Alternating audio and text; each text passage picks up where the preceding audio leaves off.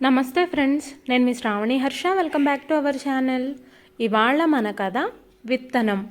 రచించిన వారు కోరుకొండ సూర్యకుమారి గారు. కథని చివరి వరకు వినండి. నచ్చితే ఒక లైక్ చేయండి. ఈ కథ పైన మీ విలువైన స్పందనని కామెంట్ రూపంలో మాకు తెలియజేయండి. కొత్త వారు ఎవరైనా చూస్తున్నట్లయితే మన ఛానల్ని సబ్స్క్రైబ్ చేసుకోండి. కొన్నాళ్లలో రిటైర్మెంటు. ఈలోగా కానీ తర్వాత కానీ 2 పెళ్ళిళ్ళు చేయాలి, విశ్రాంతి తీసుకోవాలి. అంతకంటే చేయడానికి తనకేమీ ఉండదు. తుది శ్వాస వదలడం తప్ప. ఈ మధ్యకాలంలో 2-3 సార్లలా అనుకున్నారు భానుమూర్తి గారు. కానీ ఈరోజు భార్య చెప్పిన విషయం విన్న తర్వాత, స్వయంగా తను మరో విషయం విన్న తర్వాత మరోలా అనుకున్నారు. లక్ష్మి బాధపడి చెప్పింది. తను బాధ పైకి కనిపించకుండా ఉన్నాడు. భర్తకు విషయం చెప్పటంతో బాధ తగ్గింది లక్ష్మికి. గుండె బరువెక్కడం అప్పుడే మొదలైంది భానుమూర్తి గారికి. అందుకే ఆయన ఆలోచనలో పడ్డారు.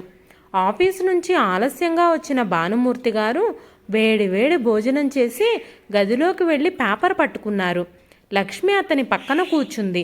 పేపర్లో పడిపోయి భార్యను గమనించలేదు. పేజీ తిప్పుతున్నప్పుడు అనుకోకుండా భార్యను చూశారు. లక్ష్మి అలా వచ్చి కూర్చుందంటే చెప్పడానికి ఏదో విషయం ఉందని ఆయనకు తెలుసు. ఏమిటి విషయం? పేపర్ పక్కన పెడుతూ అడిగారు ఆయన. రాఘవ ఆఫీస్ నుంచి ఇంకా రాలేదండి. చిన్నాడొచ్చి బయటికి వెళ్ళిపోయాడు. పెద్దాడికి ఆఫీస్లో పనుండి ఉంటుంది. చిన్నాడు ఎక్కడికి వెళ్ళాడంట? చెప్పలేదండి, విసుక్కుంటూ వెళ్ళిపోయాడు. ఏం, నువ్వేమైనా అన్నావా? ఏమీ అనలేదండి.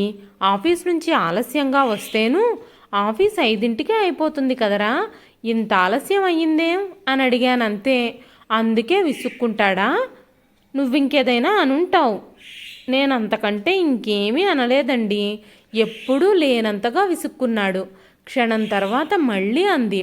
ఏమండి, వాడేమని విసుక్కున్నాడో తెలుసా? భానుమూర్తి గారు ఆసక్తి చూపించలేదు. అయినా లక్ష్మి చెప్పకుండా ఉండలేకపోయింది. ఈరోజు పేడే కదా, జీతం అందుకోవడానికి ఎదురు చూస్తూ కూర్చున్నావా అని అన్నాడండి. ముందు నాకేమీ అర్థం కాలేదు. అర్థమయ్యాక గుండెల్లో ముళ్ళు గుచ్చుకున్నట్టు అనిపించింది. చాలాసార్లు భార్యని పిచ్చిది అని కొట్టిపారేసేవారు భానుమూర్తి గారు. కానీ ఈసారి ఎందుకో అలా అనుకోలేకపోయారు. ఆసక్తిగా వినని ఆయనకి ఆ విషయం అర్థమయ్యాక గుండెల్లో ముళ్ళు గుచ్చుకున్నట్టు అనిపించింది. అయితే పైకేమీ అనలేదు. చదివేసిన పేపర్నే మళ్ళీ అందుకున్నారు. అది గమనించి లక్ష్మి నెమ్మదిగా లేచెళ్ళిపోయింది. భర్త అంతగా పట్టించుకోలేదని లక్ష్మి అయితే అనుకుంది. కానీ వెళ్ళిపోతున్న భార్యను పేపర్లోంచి చూసిన భానుమూర్తి గారు మాత్రం భార్య అడుగులు భారంగా పడుతున్నాయి అంటే ఆమె అనుకుని చెప్పలేదు అని, బాధ మనసులో ఉంచుకోలేక చెప్పిందని అర్థం చేసుకున్నారు. ఉద్యోగం వచ్చిందన్న ఆనందం, కానీ అది వేరే రాష్ట్రంలో వచ్చిందని బాధ. వేళకు లేని తిండి, తమ భాష మాట్లాడేవాళ్ళు తక్కువ, ఒంటరిగా ఉన్నామన్న ఆవేదన, కళ్ళల్లో కన్నీటి పొర.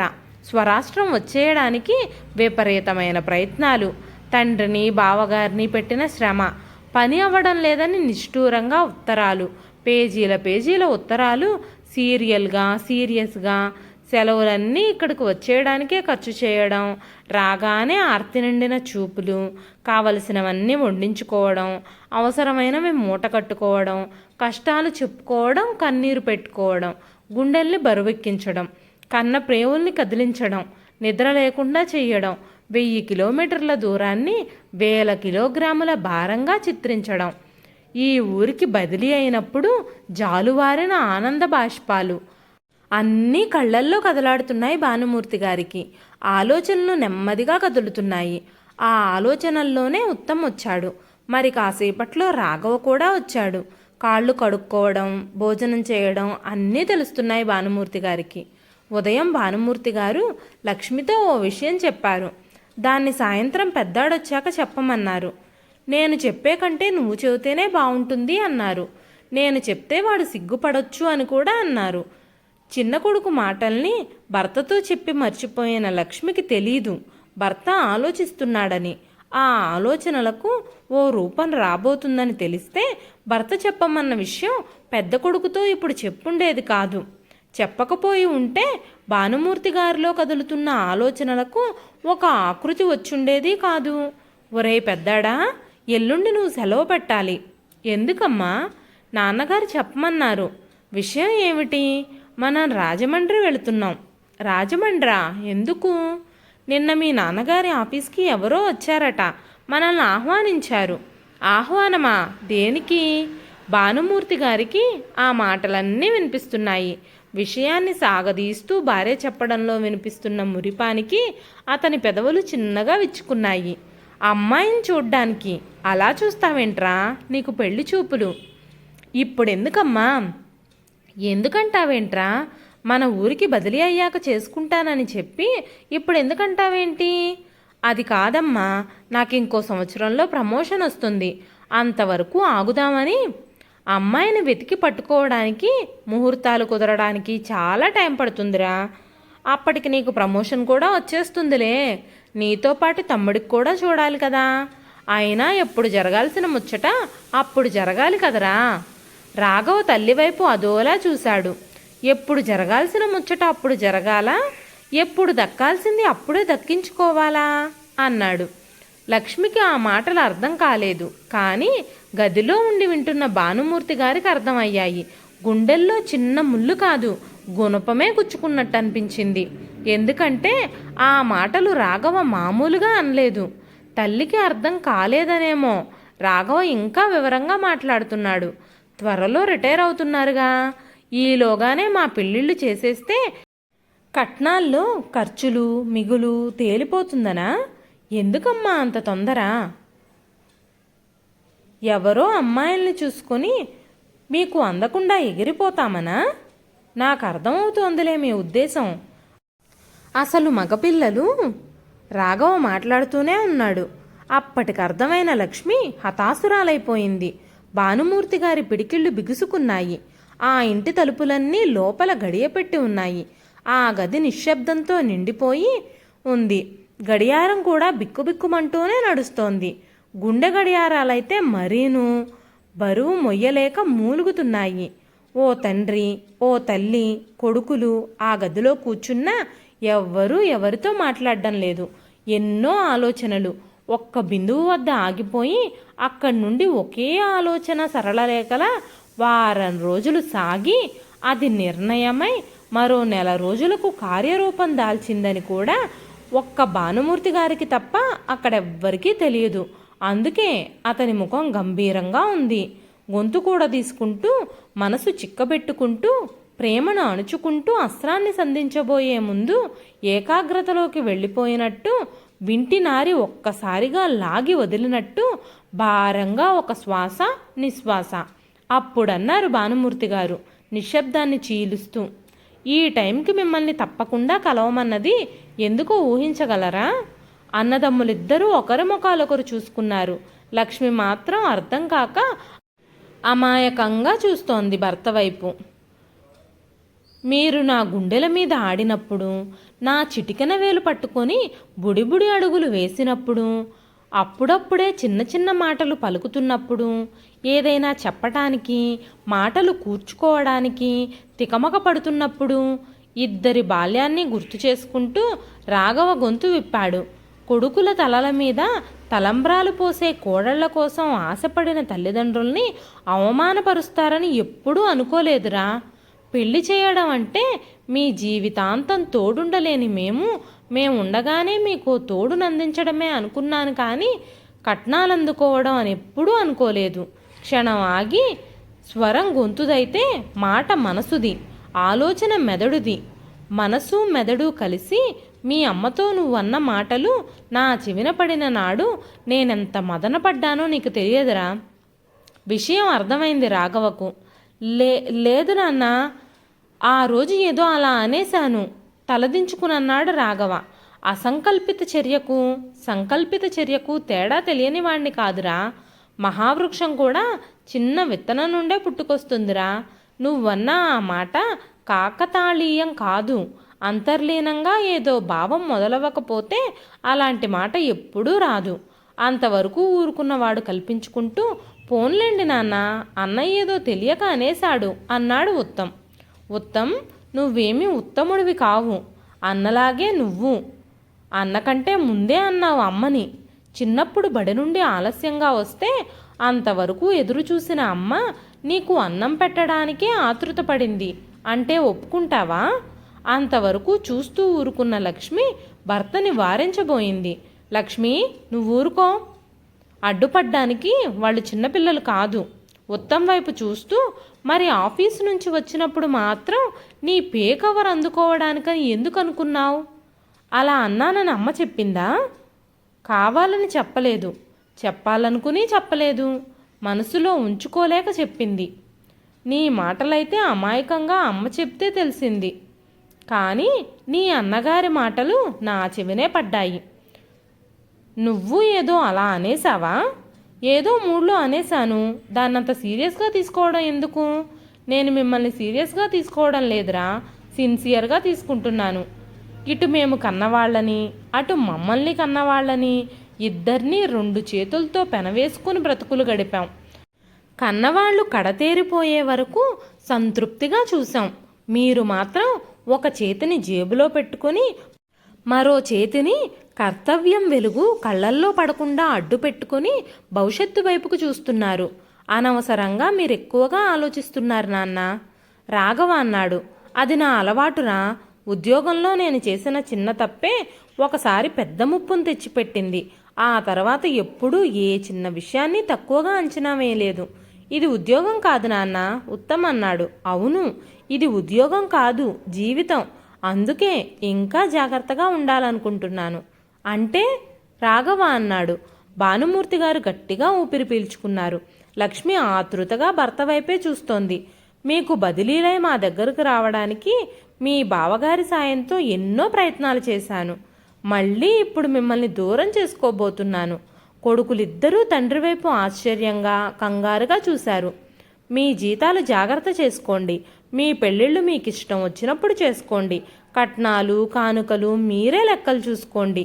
కార్డు ముక్క వేస్తే తప్పకుండా వస్తాం, ఆశీర్వదిస్తాం, అక్షంతలు వేస్తాం, చుట్టాల్లా చూసి వెళ్ళిపోతాం. నాన్న, మాకు మళ్ళీ ట్రాన్స్ఫర్లకు ప్రయత్నాలు చేశారా? ఎంతో కష్టపడి ఈ ఊరు తీసుకొచ్చారు. మళ్ళీ మమ్మల్ని ఎక్కడికో పంపించేయకండి నాన్న, రాఘవ కంగారుగా అన్నాడు. అవును నాన్న, ఇన్నాళ్ళు రాష్ట్రం కాని రాష్ట్రంలో ఉన్నాం.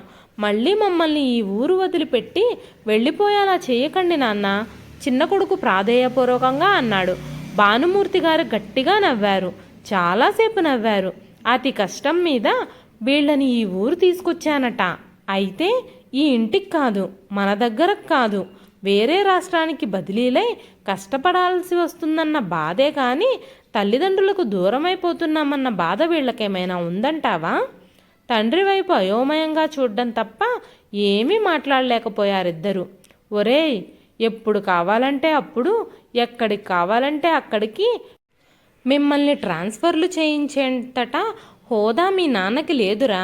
ఉన్నా అలా చేసే మనస్తత్వం ఏ తండ్రికి ఉండదురా. ఈ ఊరు వదిలి వెళ్ళిపోయేది మీరు కాదు, నేను మీ అమ్మ. కొడుకులిద్దరూ విస్తుపోయి తండ్రి వైపు చూస్తున్నారు. భానుమూర్తి గారు అదేమీ పట్టించుకోనట్టు మాట్లాడుతున్నారు. రిక్వెస్ట్ ట్రాన్స్ఫర్కి దరఖాస్తు పెట్టి ప్రయత్నించాను. నాకు ట్రాన్స్ఫర్ అయ్యింది. ఇక్కడికి 800 కిలోమీటర్ల దూరానికి. అదే మీ అక్క బావగారు ఉంటున్న ఊరికి. అల్లుడు పరాయివాడై కొడుకులు గుండెల్లో దాచుకునే వాళ్ళైతే అది అదృష్టం. అల్లుడే కొడుకైతే అది అద్భుతం. చివరి రోజుల్లో ఆసరాకే వాళ్ళని వినియోగించుకుంటాను. ఏది మిగిలినా మీకు అందేలా చేస్తాను. ఇంక మీరు పడుకోండి, నాకు నిద్రొస్తోంది అని భానుమూర్తి గారు లేచారు. రాఘవ ఉత్తములిద్దరూ దీనంగా ముఖాలు పెట్టుకొని ఏదో అనబోయారు. వద్దురా, వెళ్ళొద్దని, ఒంటరి వాళ్ళని చెయ్యొద్దని, క్షమించమని అడగబోతున్నారు. అంతే కదా? వద్దు, మీకు తెలుసు కదా, నేను అనుకున్నదే చేస్తాను, అనుకుంటే తప్పకుండా చేస్తాను అని. అయినా ఆర్డర్స్ తయారైపోయాయి. అది రిక్వెస్ట్ మీద కాబట్టి ఆగదు, ఆపుకోవడానికి కుదరదు, ఆపుకోను కూడా. చాలా మామూలుగా అన్నారు భానుమూర్తి గారు. అచేతనులై చూస్తూ ఉండిపోయారు తండ్రి వైపు వాళ్ళిద్దరూ. కొడుకుల వైపు వెనక్కి తిరిగి చూస్తూ భర్తను అనుసరించింది లక్ష్మి. గదిలోకి వెళ్ళగానే మంచం మీద వాలిపోయారు భానుమూర్తి గారు. భర్తకు దుప్పటి కప్పుతూ, మీరు తొందరపడ్డారేమోనండి అంది నెమ్మదిగా. మనిషిగా జాగ్రత్త పడ్డానన్నా, తండ్రిగా తొందరపడ్డానన్నా రెండూ నిజమే లక్ష్మి. కానీ తప్పదు. వాళ్ళ మీద ఆధారపడనప్పుడే వాళ్ళు అలా అన్నారంటే నిజంగా ఆధారపడిన రోజున వాళ్ళు మనకి ఆసరా అవుతారంటావా? భానుమూర్తి గారు పక్కకు తిరుగుతూ అన్నారు. లక్ష్మి ఆయన పక్కన కూర్చుంది. వాళ్ళది తప్పే, నేను ఒప్పుకుంటాను. అయినా మీరు ట్రాన్స్ఫర్ చేయించుకోకుండా ఉండాల్సింది. నీకు చెప్పే చేశాను కదా. చెప్పారు, కానీ ఇలా చేస్తారనుకోలేదు. నా సంగతి తెలిసిన దానివి, నువ్వే అలా మాట్లాడుతున్నావేం? భార్య చేతిని తన చేతిలోకి తీసుకుంటూ, అయినా అమ్మాయి మనకి దూరంగా ఉందిన్నాళ్ళు. రిటైర్ అయ్యే వరకు వాళ్ళున్న ఊళ్ళో ఉందాం, దానికి కూడా సంతృప్తిగా ఉంటుంది అన్నారు. కానీ ఇక్కడ కుర్రాళ్ళిద్దరూ ఒంటరిగా వంట, ఒకే మనస్తత్వం ఉన్న అన్నదమ్ములు కదా, పర్వాలేదు, కలిసే చేసుకుంటారు. ఎన్నాళ్ళు చేసుకోగలరండి? పెళ్ళిళ్ళయ్యే వరకు.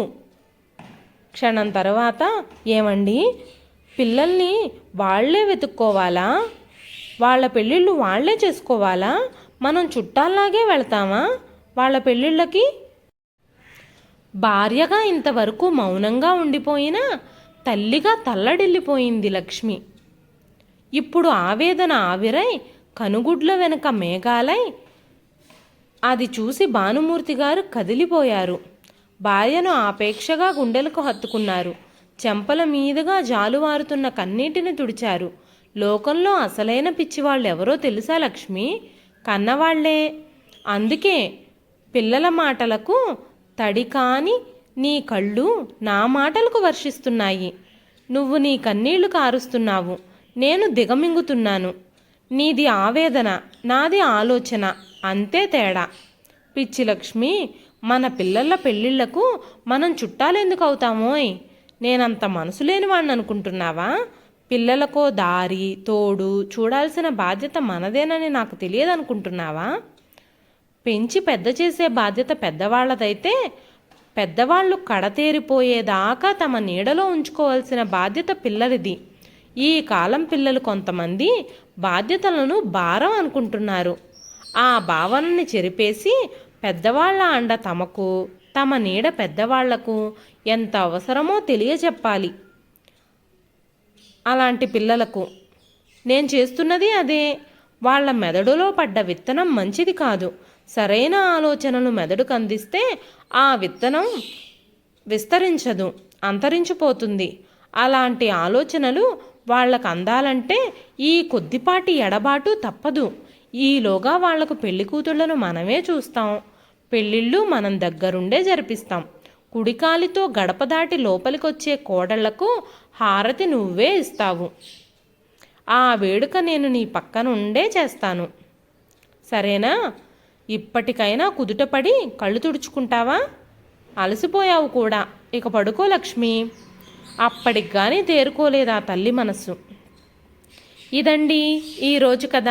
ఈ కథ నచ్చితే ఒక్క లైక్ చేయండి. ఈ కథ పైన మీ విలువైన స్పందనని కామెంట్ రూపంలో మాకు తెలియజేయండి. కొత్తవారు ఎవరైనా చూస్తున్నట్లయితే మన ఛానల్ని సబ్స్క్రైబ్ చేసుకోండి. మరొక మంచి కథతో మళ్ళీ కలుస్తానండి. అంతవరకు సెలవు.